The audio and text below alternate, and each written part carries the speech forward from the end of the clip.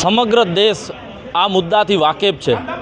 છેલ્લા એક મહિનાથી ઉપર જે દિલ્હીના જંતર મંતર ખાતે ધરણા ચાલુ છે, આંદોલનો થયા, અંતે સોનમ વાંગચુક દ્વારા ભૂખ હડતાલ કરવામાં આવી અને એના બાદ આ તો એક જાણે શિક્ષણના પ્રકારે ધરણા અને આંદોલન ચાલુ થયા હતા, પણ આનો જાણે અંત આ બાબતે લોકશાહી ખતમ કરવા ઉપર આવ્યો। સોનમ વાંગચુકની ભૂખ હડતાલ 20મા દિવસે પહોંચી ત્યારે 18મી તારીખે એમને બળજબરીપૂર્વક એમની રજા પરમિશન વગર એમને લઈ જવામાં આવ્યા। એના બાદ જે બનાવ બન્યો 20 જુલાઈના રોજ જે જંતર મંતર ઉપર સાંસદ માર્ચ કરવામાં આવી રહી હતી, તેનામાં લાખોની સંખ્યામાં જે વિદ્યાર્થીઓ નીટના પેપર લીકના વિરોધ પ્રદર્શનના પગલે ત્યાં પહોંચ્યા તો તેમના ઉપર લાઠીચાર્જ અને ટીયર ગેસ છોડવાના દરેક એવા ક્રૂર બનાવો ઘટાડવામાં આવ્યા। તો આ લોકશાહીનું હનન છે, આ લોકતંત્રનું ખૂન છે। તો આજે અમે કલેક્ટર સાહેબશ્રીને મળ્યા અને અમારી એ જ માંગ હતી।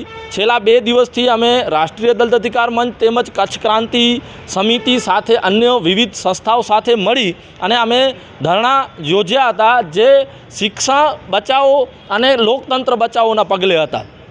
આજે કમનસીબે કચ્છ કલેક્ટર સાહેબ ફરી ન મળ્યા। કચ્છ કલેક્ટર સાહેબશ્રીને અન્ય ઘણી બધી જગ્યાઓ મિટિંગ કરવાનો સમય હોય છે, ઘણી બધી જગ્યાએ જઈ ફોટો સેશન કરવાનો પણ સમય હોય છે, પણ જ્યારે આવા મુદ્દે મળવાનું થાય તો કલેક્ટર સાહેબ મળતા નથી। પીઆરઓ સાહેબને મળ્યા છીએ અને એમણે કહ્યું છે, કારણ કે અમે રાષ્ટ્રપતિ સાહેબશ્રી અને રાજ્યપાલ સાહેબશ્રીને અમે આવેદનપત્ર લખ્યો છે કલેક્ટર સાહેબશ્રીના મારફતે।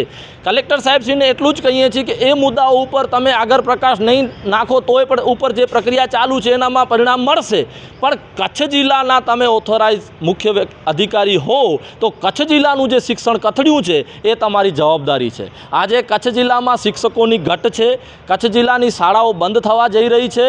બન્ની પચ્છમ હોય, અબડાસો, લખપતની શાળાઓ કેટલી બધી બંધ થઈ ગઈ છે। આજે દીકરાઓ દીકરીઓ શિક્ષણથી વંચિત થઈ રહ્યા છે, યુનિવર્સિટીનો પણ હાલ બેહાલ છે। તો આ બધાના પગલે આપ મુખ્ય અધિકારી હો અને સાચા પ્રજાના સેવક તરીકે અહીંયા કામ કરવા માંગતા હો તો આપની આ ફરજ બને છે કે શિક્ષણ સુધારવા માટે આપ આગળ આવો। સાથે સાથે અમારી એ પણ માંગ છે કે આવા જે પ્રોટેસ્ટ થતા હોય, આવા જે આંદોલન થતા હોય, એ આંદોલનોમાં જે દીકરા દીકરીઓ જોડાય છે, તે કોલેજોમાંથી સ્ટુડન્ટો આવે છે, તે સ્ટુડન્ટો ઉપર ખોટી રીતે તે એકમના જે તે વ્યક્તિઓ દ્વારા ખોટું દમન કરવાની પણ પ્રક્રિયાના અમે વિરોધી છીએ। જો કોઈએ આ પ્રકારની પ્રક્રિયા કરી હશે તો એના વિરુદ્ધ અમે કાયદેસરના પગલાં લેશું અને આ જે પણ લોકો આંદોલનમાં જોડાય છે એને જે તે અસામાજિક તત્વો દ્વારા પણ કનકડત થઈ રહી છે તેના પણ વિરોધમાં છીએ। આગળ જતાં જરૂર પડે કાયદાકીય પગલાં પણ લઈશું। માટે કલેક્ટર સાહેબને અમે આજે આવેદનપત્ર દ્વારા જણાવ્યું છે કે આ મુદ્દે પણ આપ ધ્યાન દોરો। આ સર્વે માંગણીઓ સાથે આજે બીજા દિવસના ધરણા પૂર્ણ થયા છે, પણ આ લડાઈ ખતમ અહીં થતી નથી। આ લડાઈ ધર્મેન્દ્ર પ્રધાનના ઇસ્તીફાની છે, શિક્ષણ સુધારોની છે અને લોકશાહીના બચાવની છે। તો આગળ જતાં પણ આ મુદ્દે અમે લડતા રહીશું। મારું નામ અંકિતા ગોર છે અને હું કચ્છ ક્રાંતિ સમિતિ સંસ્થાપક છું।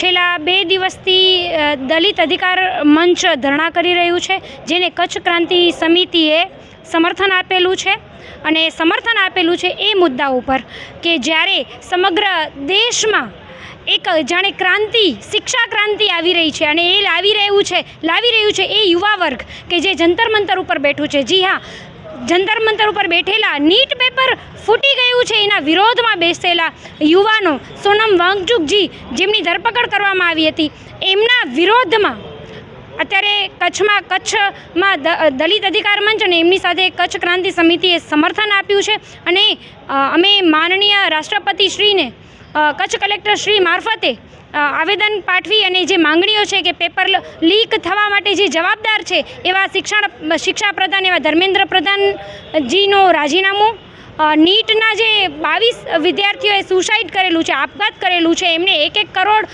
રૂપિયાની એમના પરિવારને રાશિ મળે અને આ શિક્ષણ નીતિમાં સુધારો આવે અને શિક્ષા પ્રધાન રાજીનામું આપે અને સાથે સાથે જે 100% હવે વિદ્યાર્થીઓની માંગણી છે કે હવે દેશના પ્રધાનમંત્રી ખુદ જવાબદેહી લઈ અને રાજીનામું આપે અને એ બધી માંગણીઓ સાથે સાથે અમે કચ્છનું શિક્ષણ સુધરે, કચ્છમાં શિક્ષાનું સ્તર સુધરે એ માટેની પણ માંગણીઓ કરી છે અને સાથે સાથે મારે આપના માધ્યમથી કચ્છના એ દરેક વિદ્યાર્થીઓને કહેવાનું થાય કે કચ્છના એ દરેક સંગઠનો આપની સાથે ઊભા છે. આપ કચ્છમાં જ્યાં પણ લડી રહ્યા છો શાંતિપૂર્ણ રીતે લડો. અને બીજી બાજુ મારે કચ્છ યુનિવર્સિટીના જે પદાધિકારીઓ છે એમને કહેવાનું થાય, એમને અહીંયાથી એક ટકોર કરવાની થાય કે અમારા વિદ્યાર્થીઓ છે, આપણા વિદ્યાર્થીઓ છે, આપણા કચ્છના વિદ્યાર્થીઓ છે, એ વિદ્યાર્થીઓને જ્યારે વિરોધ કરવા આવે છે ત્યારે આર્ટિકલ 19(1) અને આર્ટિકલ 19(2) અંતર્ગત તમે ફ્રીડમ ઓફ સ્પીચ ની એમને આપણા સંવિધાને એમને રાઇટ્સ આપેલા છે એનું ઉલ્લંઘન કરી અને અમુક પ્રોફેસરો એમને ડરાવી રહ્યા છે કે તમે અહીંયા આવશો તો અમે તમને ઇન્ટરનલ ફેલ કરીશું, જે અમે કોઈ પણ કાળે ચલાવી નહીં રહીએ.